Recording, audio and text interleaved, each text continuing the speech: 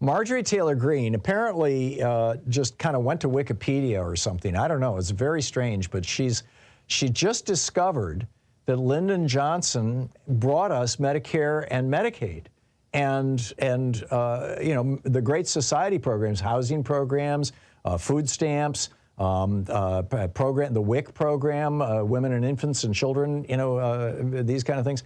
And she's somehow very upset about it. This is totally bizarre. Check this out. Lyndon B. Johnson is very similar to Joe Biden. How are they the same?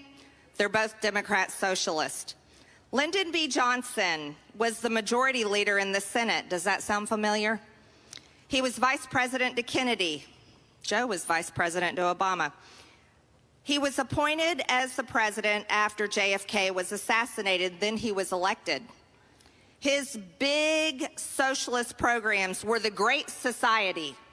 The Great Society were big government programs to address education, medical care, urban problems, rural poverty, transportation, Medicare, Medicaid, food stamps, and welfare, the Office of Economic Opportunity, and big labor and labor unions. How dare him? LBJ had the Great Society, but Joe Biden had Build Back Better, and he still is working on it.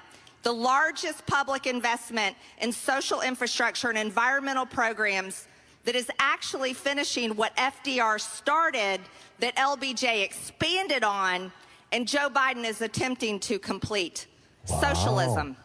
Yeah. Meanwhile, we are now $32 trillion in debt. Yeah, well, we can end Marjorie at that point. I mean, yeah, $32 trillion in debt because of the Reagan tax cuts, the Bush tax cuts, the Bush 2 illegal wars, and the Trump tax cuts. If you take out those 3 sets of tax cuts and those 2 wars, America has no debt at all. So, but anyhow, Marjorie Taylor Greene going off on how, you know, Joe Biden is trying to finish the job that Lyndon Johnson and Franklin Roosevelt started. The White House took that clip that you just saw and retweeted it with a, "You caught us." You know, I love it. I absolutely love it. So they're thanking them. They're absolutely thanking them.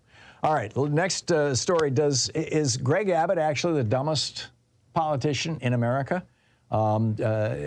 Christopher Blair, who lives in Maine, runs a satirical website called the Dunning-Kruger Times. Dunning-Kruger is a psychological illness where people think that they're experts in things that they're not experts at.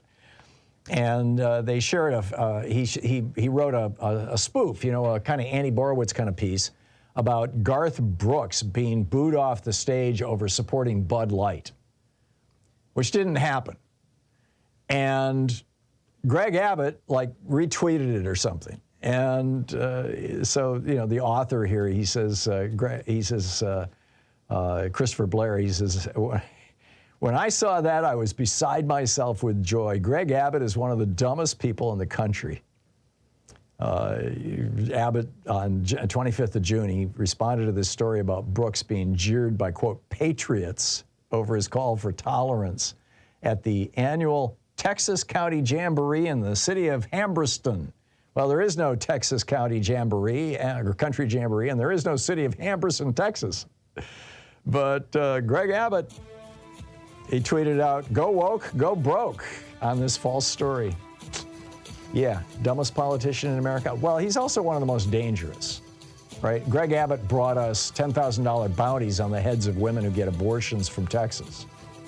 Not good, not a good man.